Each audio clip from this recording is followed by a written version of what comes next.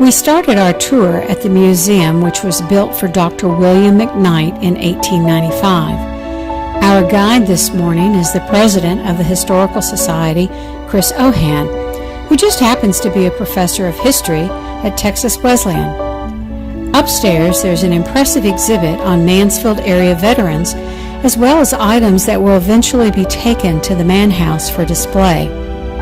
We were given access to the basement. As you can see, no public access. We like going where no one is allowed to go. Kind of reminds me of the Geraldo Al Capone moment. In the basement, we were told the story that a speakeasy used to be located here. Next, we were shown the items that will go into the Red Ball exhibit. Many of you have never heard of this event. You'll have to check out the exhibit. We finished our tour at the Mann House. Ralph Mann was one of the founders of Mansfield. So the Mann House here was purchased by the city a few years ago. It was the original part of it was built in 1866 by Ralph Mann for his family, and it was simply a 2-room log cabin. So it's kind of warm out here. Let's take a walk and go inside.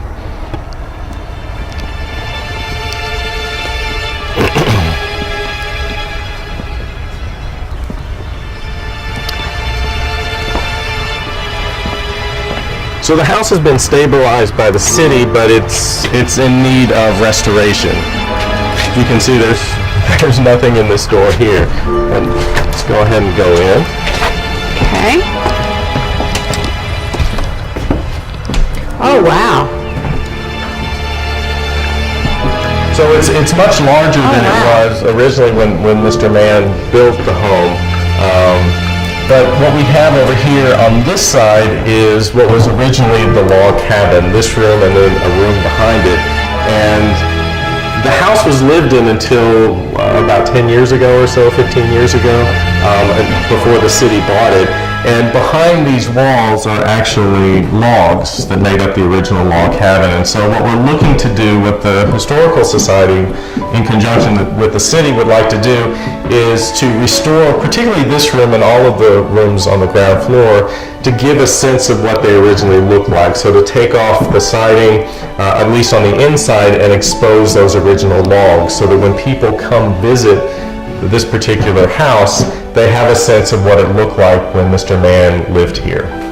The fireplace is also original, and on the outside of the house it has fallen down, and so that would be something that we would be looking to restore as well. And like I said, right outside that window there is going to be where the dog park is located, and it'll go all the way down to the creek, and it'll be part of the linear park system in Mansfield. So it's an ideal location where history can meet with the community, I think, in a way that makes it more accessible for most members of the community. Okay. And that's the goal of the Historical Society, is to connect people in Mansfield with the city's history. Okay. Okay, so before we finish up, any questions anybody has that they'd like to ask would be awesome. I had a question. Sure. What would financially it take to get the house back to where it needs to be? All right, that's a great question, because that's our goal, is to raise that amount of money. Fortunately, we have Fred Cobble here with us today, who's the architect that the city has hired to work on this project. Fred, can you give us a number? To get the house where you can tour it and put furniture in it and make it stable, about $142,000. Okay. It's an estimate right now. Okay. We have to do some work before to just clean and do stuff like that, but the city's working on that. Okay. The goal we're looking for to make it a useful space for the city to use and for the Historic Society to use and y'all to use is about $142,000. Okay. So if anyone would like to contribute money to this for the entire project or for particular rooms in here, the Historical Society would certainly welcome that. Are there any other questions? Sure, Chris. What other projects does the Historical Society do? The Historical Society, throughout the year we have certain events. We always participate in the third Thursday events where the downtown area stays open late. So that's a good opportunity for people to come into the museum if they happen to be downtown. We also, on the third Thursday in October, we do something called the ghost tours, and they usually start in the museum. There's lots of ghost stories. In fact, there's a ghost story associated with this home.